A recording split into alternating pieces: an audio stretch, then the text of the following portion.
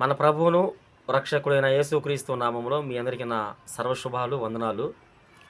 ప్రభునందు ప్రియులారా, బాగున్నారు కదా? మీ ఆత్మీయ అనుదిన ఆహ్, క్షేమం కొరకు నేను ప్రార్థన చేస్తా ఉన్నాను. మంచిది. ప్రభునందు ప్రియ సంఘ బిడ్డలారా, విశ్వాస గళమా, పరిచారకుల గళమా, సేవకుల గళమా, ఈ వీడియో స్కిప్ చేయకుండా చివరి వరకు చూడండి. దేవుడిచ్చినటువంటి అభిషేకము, దేవుడిచ్చినటువంటి ఆ రోషము, ఈ రెండింటిని ఆధారం చేసుకొని, బైబిల్ని ఆధారం చేసుకొని, ఆత్మీయ తండ్రి చెప్పినటువంటి కొన్ని సత్యమైన రోషం కలిగిన మాటలు ఆధారం చేసుకొని నేను అసత్య బోధల మీద మరి ఇలాంటి వీడియోలు పెడుతున్న సంగతి మీ అందరికీ తెలిసినటువంటి సంగతే. అందులో భాగంగా ఈ వీడియో కూడా నేను అప్లోడ్ చేస్తూ ఉన్నా. అదేంటంటే, కొంతమంది బైబిల్లో లేని బోధలో, బైబిల్లో లేని యథార్థ సంఘటనలో తీసుకొచ్చి సార్వత్రిక సంఘానికి పులిమేశారు. బాగా వినాలి, పులిమేశారు. ఏంటి ఆ బోధలు అంటే, జ్ఞాన స్నానం అనేటటువంటి బోధ బైబిల్లో ఎక్కడా కూడా లేదు.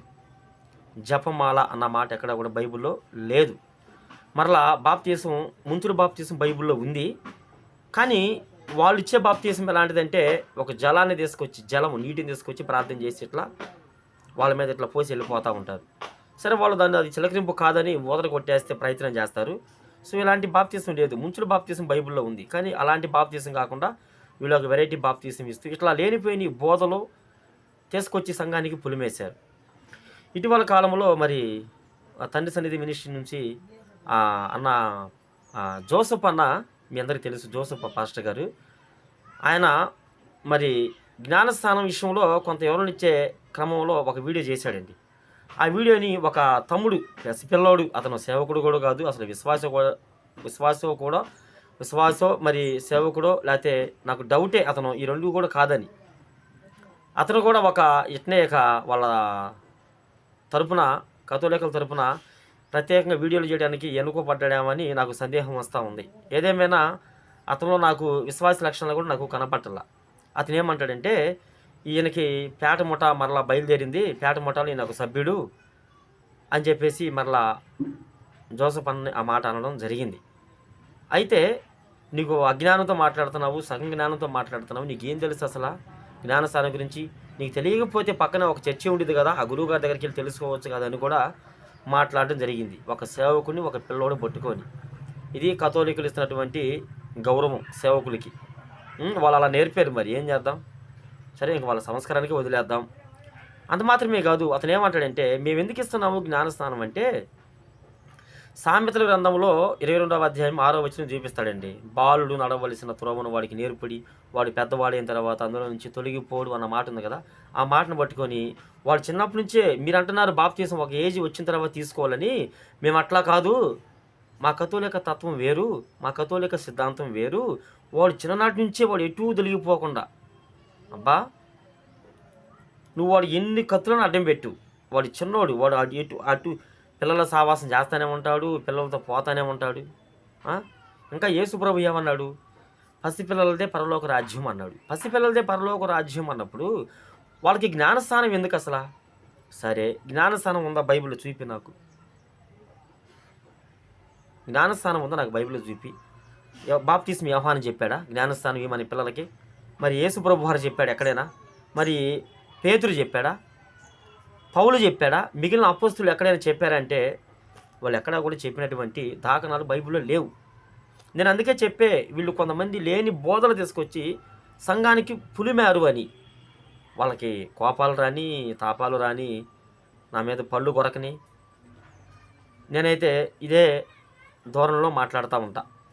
మరి నాకు చూపి మరి ఉంటే కొన్ని బోధలు తీసుకొచ్చి సంఘానికి కలిపి ఇది లేదు కదా అని ప్రశ్నించిన ఒక సేవకుని పట్టుకొని ఒక పిల్లోడు, ఒక పసిపిల్లోడు, నీకు జ్ఞానం లేదు, అది లేదు, ఎలా మాట్లాడుతున్నావా అని మాట్లాడుతున్నాడంటే, ఇంతకు మించి ఇక వీళ్ళ అజ్ఞానం మనకి ఎంత తారస్థాయికి చేరిందో చెప్పనవసరం లేదు మనకి. పర్టికులర్గా అర్థమవుతుంది కదా, పీక్ స్టేజ్కి వెళ్ళిపోయింది వీళ్ళ యొక్క అజ్ఞానం.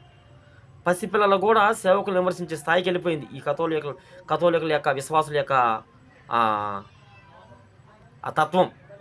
సరే, ఏదేమైనా మరి నువ్వు చెప్పినటువంటి జ్ఞానస్థానం బైబిల్లో లేదు, ఉంటే చూపించు నాకు. మరి బాప్తిస్మం అయితే ఉంది. బాప్తిస్మానికి కూడా ఒక వయసు ఉంది. అర్థమవుతుందా? పిల్లగాడికి ఏం తెలుసు అని ఇస్తున్నారండి మీరు? గురువు సమక్షంలో, తల్లిదండ్రుల సమక్షంలో మేము ఇస్తున్నామండి. వాడు చిన్ననాటి నుంచే ఒక ఏజ్‌కి వచ్చిన తర్వాత బాప్తిసం పొందేది ఏంది అసలా? వాడు చిన్ననాటి నుంచి వాడు క్రమంగా ఉండాలి. అది మా కట్టుబాటు, మా తత్వం. మరి అట్లయితే ఎందుకు మరి శుభ్రంగా సున్నతి చేపించుకోపోయి సున్నతి చేపించుకోండి శుభ్రంగా. సున్నతి చేపించుకొని అందరూ ఇంకా ఆ మాదిరికి వెళ్ళిపోండి సరిపోయిద్ది. పసిపిల్లోడు ఏం మాట్లాడుతున్నాడో ఆ వ్యక్తికి అర్థం కావట్లా. కానీ స్పందించాలండి. చాలామందికి నేను అదే చెబుతున్నాను. స్పందించాలి. సేవకులైన వాళ్ళు, పరిచారకులైన వాళ్ళు, విశ్వాసం మీరు కూడా స్పందించండి. తప్పే అంత మాత్రము కాదు. మనం ఏమైనా వాళ్ళని తిడుతున్నామా? లేకపోతే కొడుతున్నామా? ప్రశ్నిస్తున్నాము. తప్పేముంది? ఇది లేదు కదా బైబిల్‌లో మీరు ఎలా ఇస్తారయ్యా అని. ఆ బాప్తీసం తీసుకొస్తేనేమో మరి ముంచుడు బాప్తీసం కాదు. గురువులు ప్రార్థన చేసి నీటిని తల మీద పోస్తే అదే బాప్తీసం అని చెబుతున్నారు. మరి అసలు ఎక్కడ మేము మరలా మాది అపోస్తలుల క్రమము పేతురు మీద మా స్త్రీ సభ సంఘం కట్టబడింది అంటూనే ఒక పక్క వీళ్ళు చేసే దుర్మార్గాలు, అసత్య బోధలో మనకి స్పష్టంగా బయలుపడతా ఉన్నాయి. ఏదేమైనా నా ప్రయత్నం ఏంటంటేనండి, బిడ్డలారా, నా ప్రయత్నం ఏంటంటే ఏదో ఒకరోజు నా ద్వారా పరిశుద్ధాత్ముడు వాళ్ళతో మాట్లాడినప్పుడు కొంతమంది అయినా మారకపోతారా, ఆ బోధ నుంచి బయటికి రాకపోతారా అన్న ఒక చిన్న ప్రయత్నం నాది. తప్పంటారా మీరు చెప్పండి? నేను నాకంటే పెద్దలు ఉన్నారు సంఘాల్లో. నాకు ఇచ్చిన భారం ఇది. మరి తప్పదు నాకు. నేను ఇలాంటి చూసినప్పుడు ఏంటంటే కొంచెం మనసు కొంచెం గాయపడిద్దండి నాది. వెంటనే స్పందించాలి అన్న ఒక తపన నాలో బయలుదేరుతూ ఉంటుంది. స్పందించాలి, స్పందించాలి, సమాజానికి తెలియచేయాలి. ఇతరులు ఏమైనా అనుకుంటారా? నువ్వు స్పందిస్తే ఎట్లా అని ఇతరులు ఏమైనా అనుకుంటారేమో.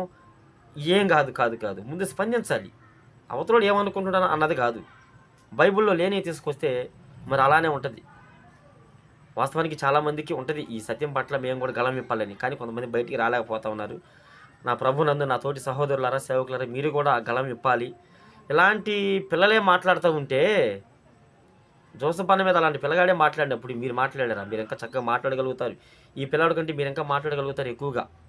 అర్థమవుతుందా? మీరందరూ రావాలి. మీరందరూ వస్తే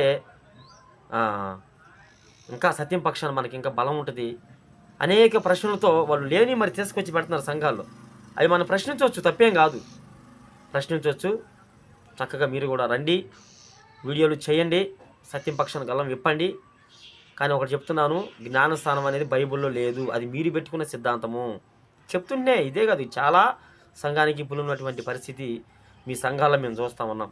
ఏది ఏమైనా నా ప్రభునందు ప్రియ సహోదరులారా, ఈ వీడియో అనేక మందికి షేర్ చేసి మరి సత్యం పక్షాన్ని మీరు కూడా గలం విప్పి ప్రార్థన చేయండి. అసత్య బోధకులు మారాలని, అసత్యంలో ఉన్న విశ్వాసులు మారాలని మీరు కూడా ప్రార్థన చేసి మీరు సత్యం పక్షాన్ని నిలబడతారని మీ అందరికీ ప్రేమపూర్వకంగా తెలియజేస్తూ, మీ అందరికీ యేసుక్రీస్తు నామములో వందనాలు తెలియజేస్తూ ఉన్నా.